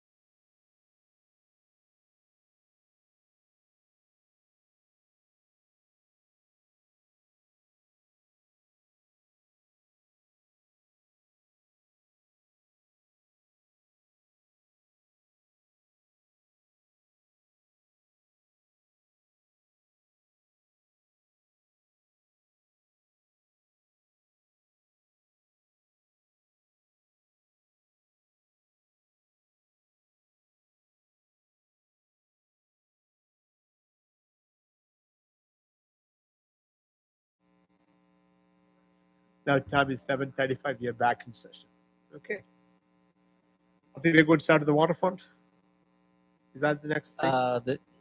Actually, Mayor, the next fund is just we'll just skip through these funds real quick. This is just the general fund economic development. And this came up earlier, I believe, Councilman Allen asked about this. There's no change in this fund. These are lapsed appropriations, just the $1.868 million. You see it broken down there. So no change from last year. So this is the previous 4A leftover money, right? So road reconstruction, we haven't spent it. That's not CIP. That is. So are they all? That $500,000 is a funding source for CIP. Okay. It just so lives is that in that. moved over to CIP or that is still kept in the general fund? The plan is to move that along with the money that's in the general fund over to CIP at the end of the year. Is that what you said? 1.7 is needed. 1.2 is going to be funded by the tax note. Yeah, 2.2 is needed, 1.2 from the tax note, and the rest coming from cash. So this certainly can make Is up the part of that. 500 is part of that? It can be, yes, sir. Yes. No, I know it can be, right? But Well, it's all Not the cash plan. moving into the capital improvement fund. So yes, it would go towards the DMAIC phase 2. Yes, sir. Yeah, and I would echo that. I mean, being that we have this 500,000 for road construction, we've been holding on to that for 2 years. I would say we just empty that account out, and then that's one less thing we have to keep track of. So about 1.36 will still remain for economic development left over from the 4A, right? Yes, sir. Jeff, our agreement, it's always been, we are going to keep that money. We are not going to spend that money on anything else, not for big projects, but something, a big bucket item comes, some of the ideas we talked about, this comes up. We have that. Yes, sir. opportunity. Economic development. This is to related. get some really key, very critical business need to start. Yes, sir. Okay.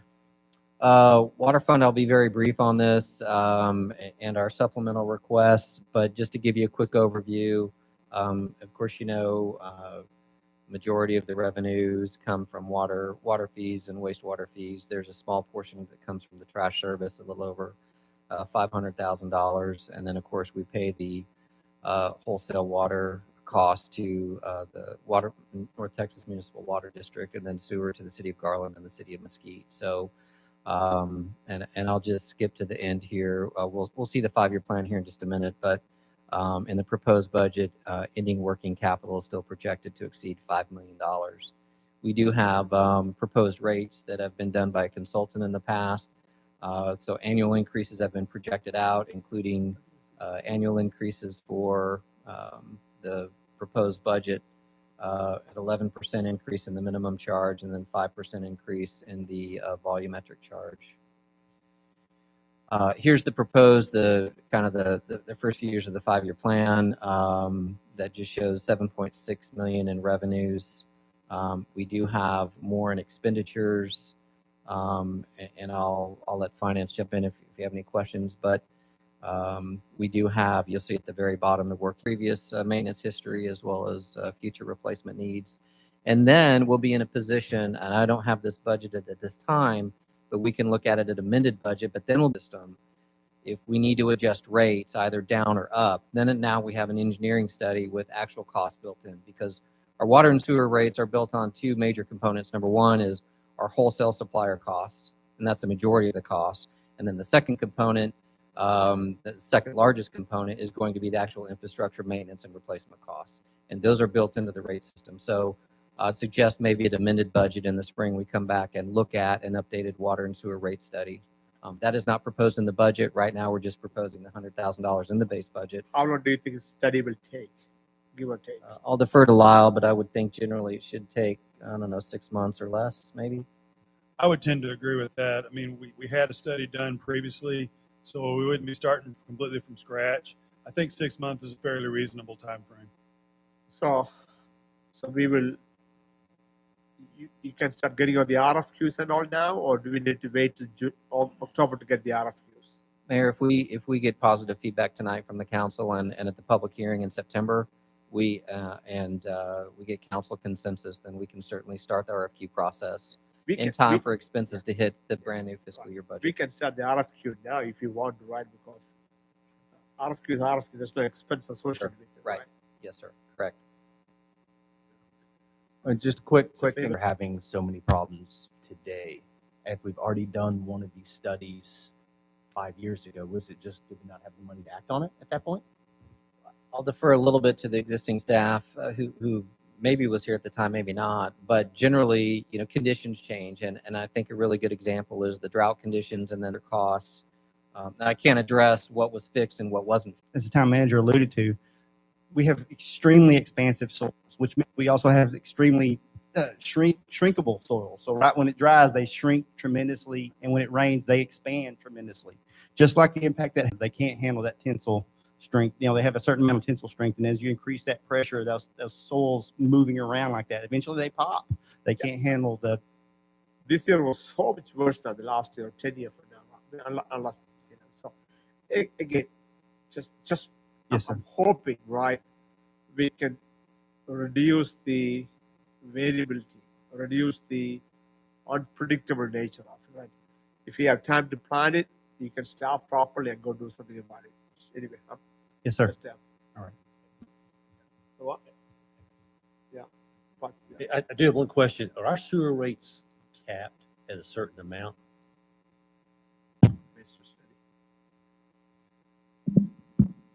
At 20,000 gallons.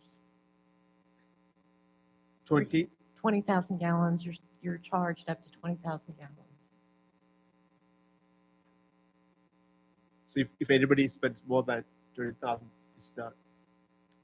Once you hit $20,000 in water usage, it's capped at 20,000. You'll pay for anything over 20,000 gallons. The only reason I asked that is someone brought that to my attention not too long ago. I don't recall us ever talking about sewer rates. It's always water rates. We have talked about, we have consulted, am I right, Liz? And let me rephrase it. Maybe we have talked about them. I just didn't know they were capped. I don't remember that either. Yeah. So anyway, okay, we'll talk about that later. Yes. Study, and you can't actually you can't conduct the rate analysis until you know your infrastructure. Gotcha. Brian, anything else? Mayor, I'll just if you want me to go ahead and summarize, there was only one supplemental outside of, and I think we've already covered the comp study, the TMRS change. Those two line items as supplementals were going to be about a $40,000 impact to the enterprise fund. But we did have one staff position requested, and that's for the utility billing, water maintenance utility billing. And if Brian wants to cover that real quick. Is that an office job or that's the field job? It would be a field job, but the thought is we have a lot of incidental call outs from our utility billing crew that impacts our public works staff currently. On a hydrant replacement, somebody's got to pull off, and they're gone for an hour, or 45 minutes, and it is impactful. And I think for utility billing, I think there's a frustration with them for sometimes when we say, well, we can't right now. And so I was trying to address that.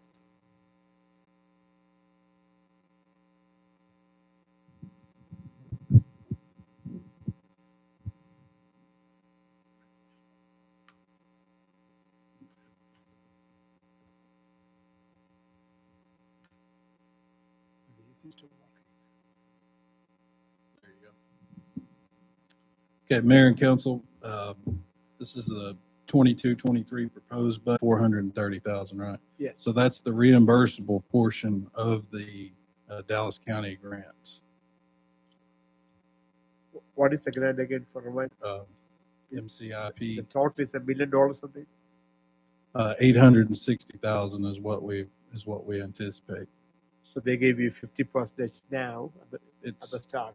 they haven't given us 50% yet. It's all reimbursable, but we anticipate that would be the reimbursable portion. Okay. And so that's what that's in there for. That just as a refresher, that's the total design of the trail corridors for a shovel-ready project.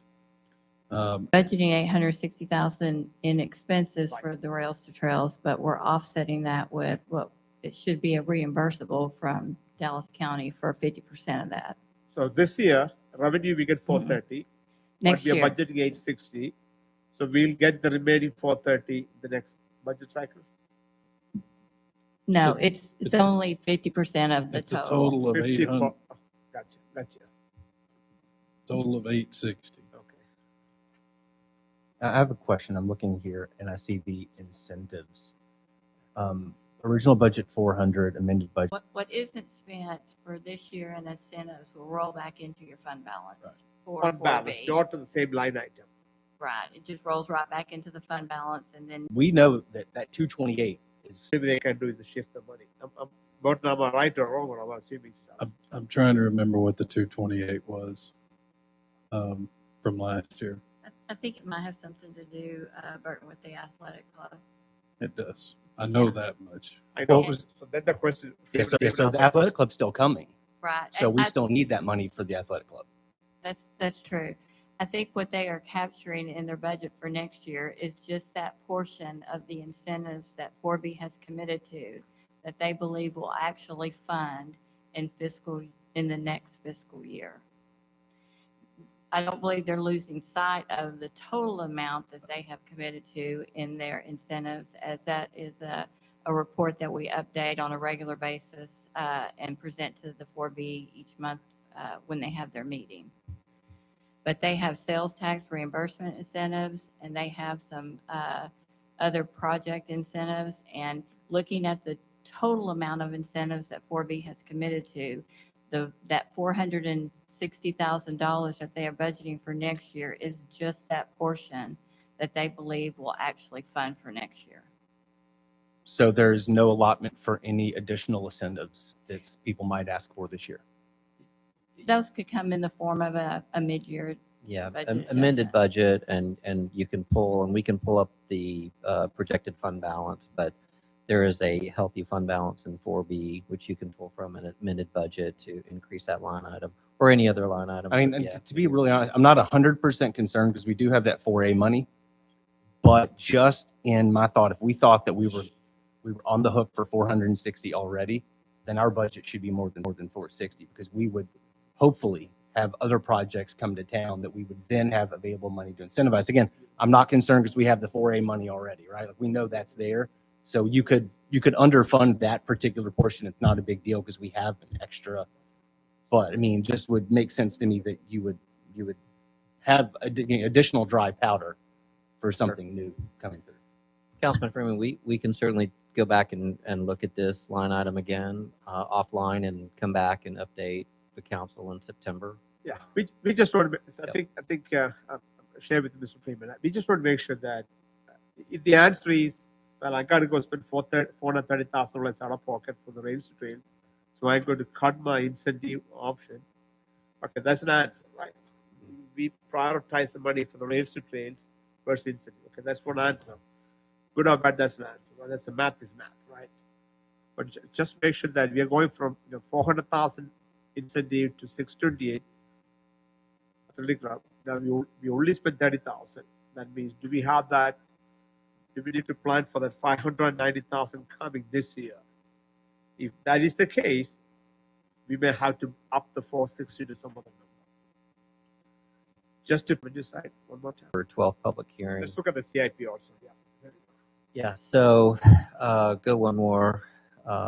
So you see here the proposed, and I'll just go through the 4 projects real quick.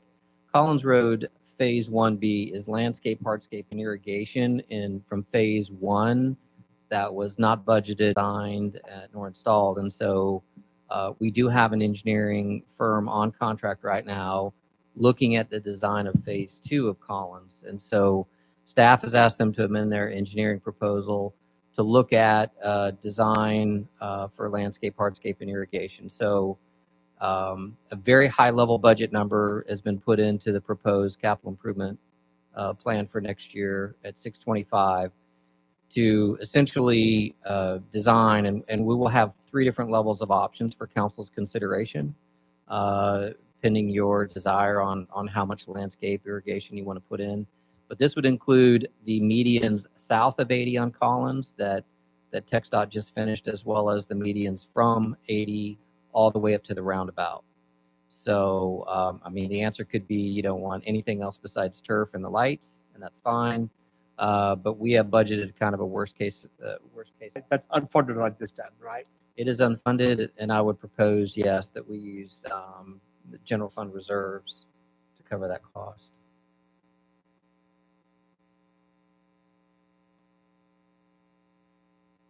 So, Council, what is your preference? You want to fund that? If that's the case, when we come back next time, I want to make sure that if this is something which it's almost like a supplement, right? Is that, would you call that a supplement? It's a new project that was not on the capital improvement plan until So I came that means our fund balance will come down. I want to reflect that. Yes, the fund balance would, the general fund unrestricted reserves would decrease proportionally. Yes, sir. The same with the service center animal control. That's the design is 500,000. I will say, even if the landscape design stays as it is right now, which is turf, there is no irrigation in the roundabout or in the medians north or south of 80. So if that is the council's desire to make sure that turf lives beyond seasonal weather precipitation, then we would probably need to look at least funding a portion of that to go towards landscape irrigation systems. Say that one more time, Jeff. We would at least need to fund the irrigation portion. Otherwise, you'll just have turf out there that doesn't receive any water outside of Mother Nature. The 635 is. That includes irrigation plus design for additional landscape improvements that don't currently exist. Council decimal precision. That's really the main entrance of the. I believe, Mayor, I believe, just to be clear, I think we received an estimate that just to irrigate those medians, again, from Trip all the way just a little south of Long Creek Crossing, would be about $175,000. I'm going off memory, so staff can correct me if I'm, yes, that is correct. So 175 just to put in the irrigation system. So irrigation system design and installation. Yeah, yes. The operating cost is going to be on top. The operating cost will be on top of that. That is just the capital cost to put the irrigation system in. So that's 175. What's the 625 rest of it? That would be for additional landscape materials if you wanted to continue some of the landscape design that's right there at the intersection of 80 and Collins, and include that in the medians, or a portion of that in the medians on the south side, as well as on the north side of 80. Landscaping in those significantly, or we could just cut it back to the 175 if you just want to irrigate what's currently out there. Council, what's your preference? Landscaping or not? Rip the Band-Aid off and get it done, because we'll come back sooner or later and do it. Okay. So make that into your fund balance, into that pro forma you had, right? That way. Okay. Also proposed just a few line items down is the $500,000 design cost for what I'm calling service center / animal control, only because we have a couple of different moving parts down there, and that is we have the Parks and Public Works facility building. We also have animal control, and we have a prospective economic development project down in that area. So this would be a design for really a multi-use facility down there off of in the same vicinity, but so it's just beyond, it's more than just an animal control facility, I guess, is the design money that's set aside here. We had a design presented to us before you came on board. Is that what we're talking about, or are we talking about something For the animal center? I think We had a concept plan or design. We had a sketch or a design. Maybe it was a concept. Yeah, Do you remember? I don't think we have any architectural plans that have been designed. Was that you, Lyle, or Brian? It wasn't me particularly, but KSA did give us some concepts of Charles. Yeah, Charles presented it. More of a sketch, right? Not really. Yes, sir. It wasn't true construction plans. No, sir. Yep, concept plans, not architectural and engineering designs. My only feedback to that concept plan, if anyone's going to base off of that, was that it didn't appear that concept plan really expanded our park projects down at the bottom in the purple. This is just a staff placeholder in terms of a proposed year. This is really a council policy decision. You all had a chance to look at the park master plan that was presented a couple of months ago. And I will tell you, in terms of debt issuance, because we did do a little bit of preliminary research. And again, this was a discussion item during the parks master plan.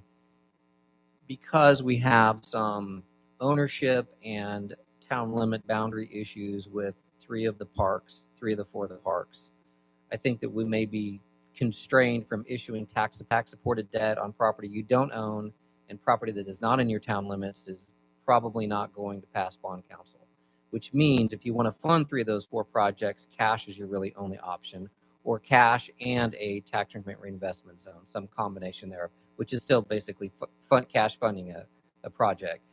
Jobson Park obviously would be eligible for debt service. And so really it's just council's desire. Wanted to make you all aware, we don't have any of those projects slated for next year. That doesn't mean we can't begin the design and the discussion phase. Two of those parks are owned by the city of Dallas.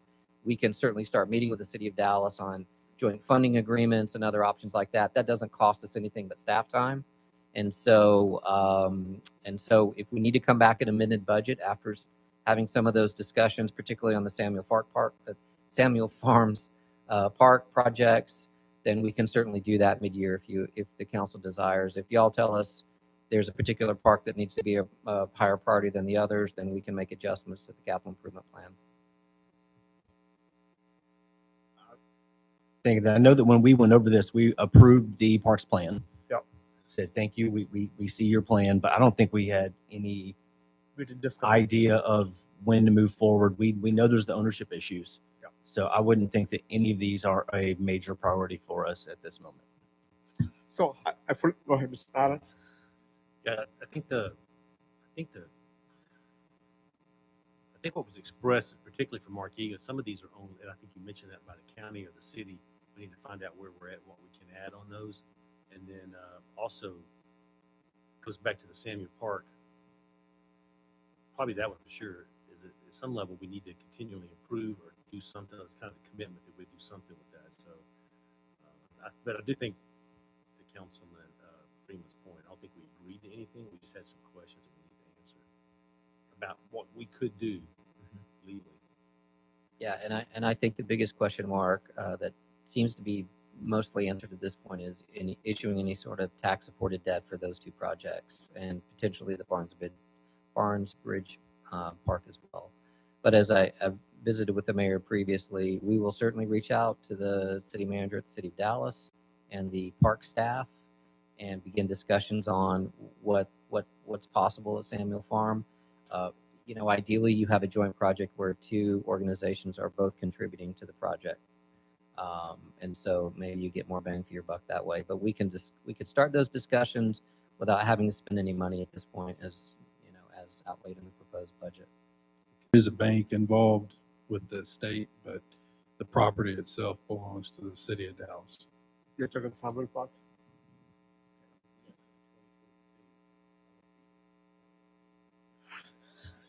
So we have guaranteed or they can cancel 6 months. It's not guaranteed. We're this year we will wrap up the second auto renewal, so 2032, 2042. But yeah, we still have the 180-day convenience clause that's in there. So 6 months notice from either party can cancel. So what I asked Jeff is to see whether, you hear Mr. Clark always talking about, right? We have a park, we gotta do something about it, right? Otherwise, why would bother to have a park, right? So again, I hate to call on, I don't know, JD or was it Burton? JD, remember we talked about that Samuel North Park, and I thought, here the Burton comes to the picture again. Did we get a half associate, someone to go look at it and design-ish? Did they say something like 700,000 or am I Yes, dreaming? We had a consultant go out and look at what it would take in dirt work, turf work, a driveway parking lot, irrigation system, bleachers to facilitate that as a multi-use sports field. And it was in upwards of 700,000. And that was a year ago. Right. So where did we, that's what I remember also. Where did we go from 700 to $2.7 million? What else are we getting for $2 million? Well, that's the addition of that's the completion of the entire facility according to what the drawings that we presented during our master plan. Okay. That's everything that we discussed. So we can accomplish a lot of what we want to accomplish with $700,000. Yes, sir. that including the, I don't know, design work or just construction? I can't remember it. Well, the addition, anything over the 700 that we talked about, that would go to park amenities like bleachers, trash receptacles, a pavilion. Okay. Yes, sir. Actually on the trip side of the facility. Okay. The athletic side of the facility comes right off the feeder of 80. Yeah. And the 700,000 would include a driveway to get in there. And it would take a lot of dirt work. Yeah. And to get that. So that includes the sprinkler system, the, Yes, I sir. remember the Yes, sir. grading and all of it. Correct. You can't even go out there and walk across that now. Yeah, I was walked a few times. Yeah, so I think Jeff, my council, my ask to Mr. Jones is this, and again, if you don't agree with me, let me know. We have a park in our town. We don't have enough parks, and let's ask about. That's a beautiful park. I don't know how many of you walked that trail, but just a whole bunch of areas left unused, cannot be used, only to do some dirt work.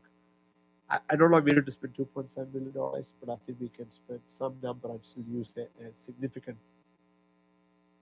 utility out of that park. But to one of the council's best comment, right? We want to be careful with it, right? I don't want to invest that much money and lose everything 180 days. So what I asked Jones is to start some conversation with the Dollar City and maybe perhaps in Mesquite. I had some conversations in Mesquite. I think I shared that with everybody, but just maybe a little more official sit down, not over a meal type of thing, right? So are you okay with at least getting some ideas on whether Dallas City is open to it? Are they willing to split the cost or something? Are you open to that ideas? If anybody are good with that, so at least we can decide what can be done. What's that? So what?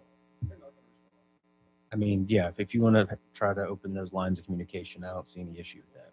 Let's just start from there and see what happens. Is there any opportunity maybe to expand that contract? That's part of the thing he's being provided by Dallas County Sheriff's Office and not by the town of Sunnyvale. And so there are other provisions we have to meet with them on to clarify and some potential changes to the contract anyway. So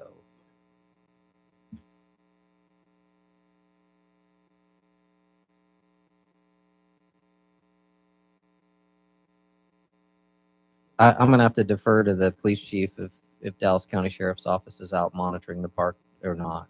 No, I think so.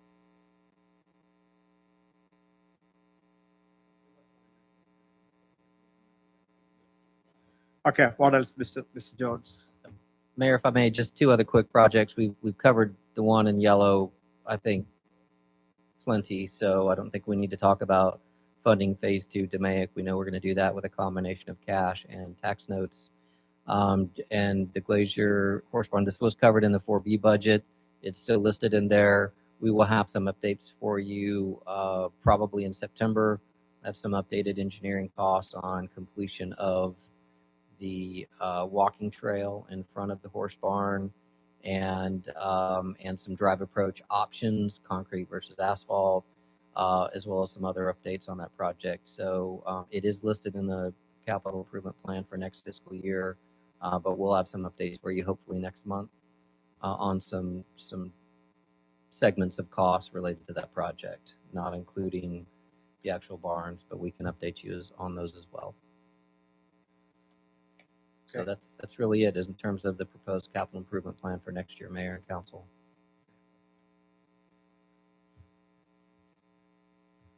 Okay. What else for tonight? Anything else for tonight? I think I've received the direction I think that we needed in terms of how we need to address the supplementals and adding that into the base budget.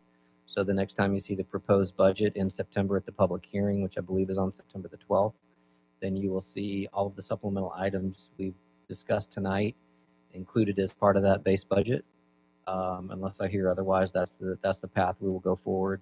And with the one exception is we will revisit with the public works positions, and I can certainly update council separately on our proposed path forward for those questions that came up. Just make sure the 4B is funded properly, incentive fees and all that stuff. Right? Absolutely. If you are, great.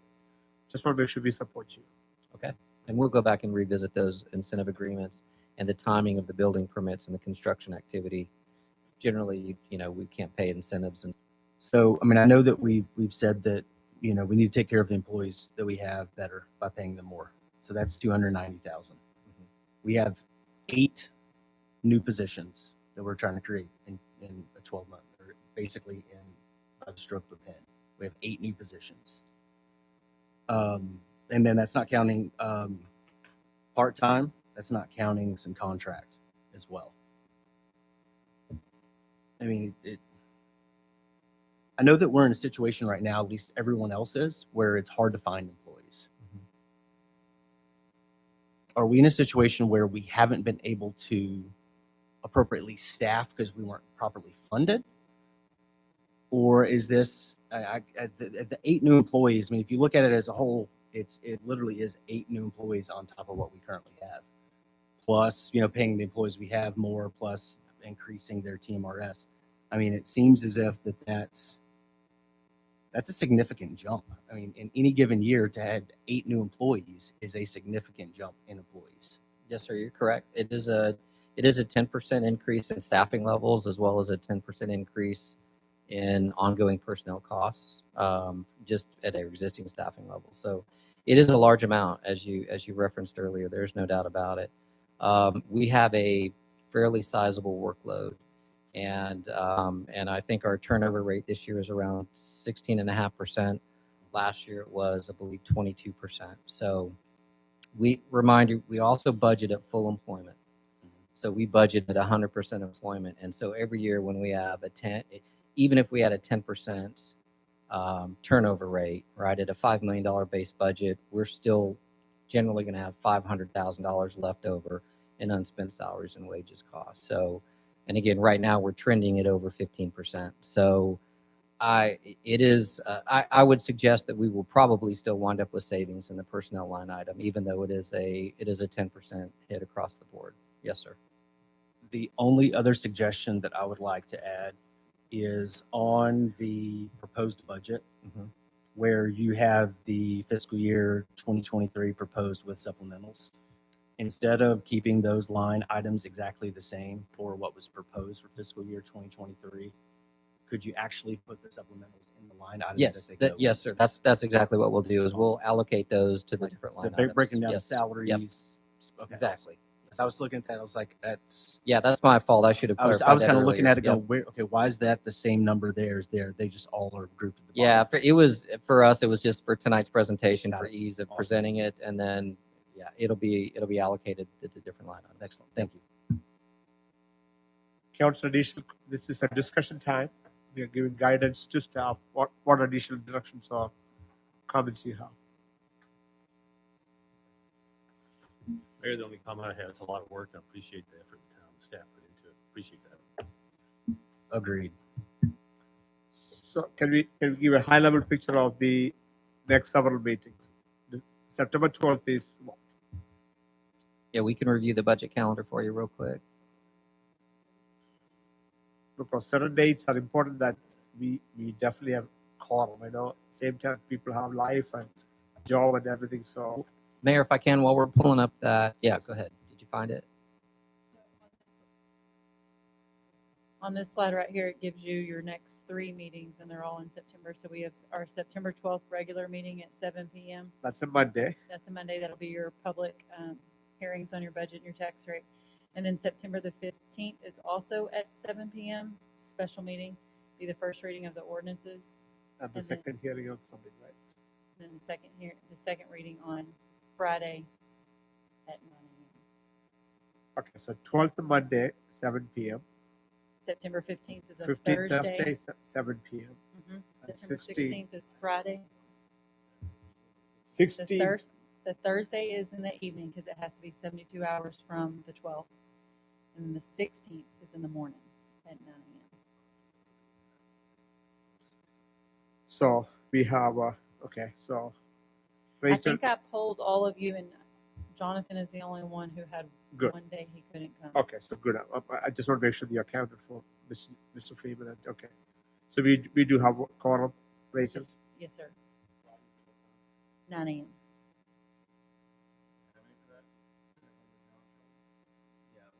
I don't remember which day you said you weren't available. Yeah, but so, and actually it switched. It was going to be the 15th. Now it's actually the 16th that I won't be able to come to. Okay. It still shouldn't matter because I think everybody else had said.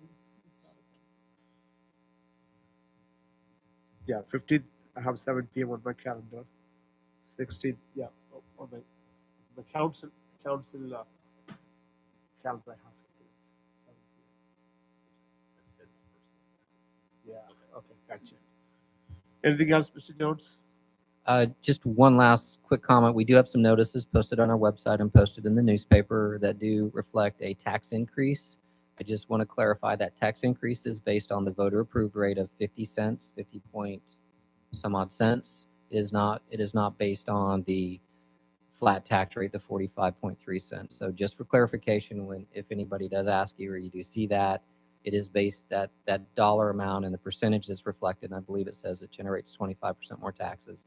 That is based on the voter approved tax rate, and that is the truth in taxation law. So when council gave us the, go ahead to just let's leave it at the voter approved rate, those are what the notices are based on. So just want to clarify that in case you do get any questions in the meantime. Anyway, and just appreciate Mayor and Council all your time. I know we've been here for several hours. Thank you for your time and attention. It's been a lot to digest, and appreciate your patience and working with staff through the process. And we will make some changes and come back in September with the revised proposed budget. Appreciate it, Jeff. Thank you. Thanks, Sal. It's a lot of work. Appreciate you. Oh, yeah. We need to adjourn, right? Okay, call for a motion to adjourn. Motion to adjourn. Second. Motion made by Mr. Freeman, second by Mr. Eldridge. All in favor signify. All opposed, motion passed 4-0. Mr. Finch, Mr. Clark, Mr. Egan absent. The time is 8:34. Motion passed. Meeting is adjourned at